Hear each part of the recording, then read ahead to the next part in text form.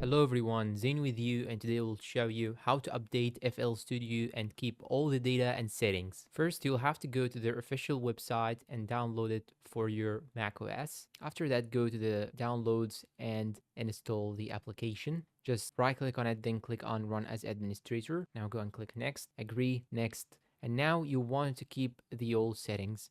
So make sure that you have this option right here unchecked because I do not want to clear these settings. I want to keep all the settings as before. Then click next. And now you'll have to choose the destination folder and the VST plugin. Once you click on next, click on install and you'll have to wait till it finish. Click on next, then click on finish finally. Now go and open the application. And now go and hover over help, then click on it, then go and click on about, then go and click on open unlock window. You might have to manually register FL Studio again. It is not a big deal in this case. Just type in your username and password here in this section, update, or simply import your license file by clicking on more in this section on the top right side.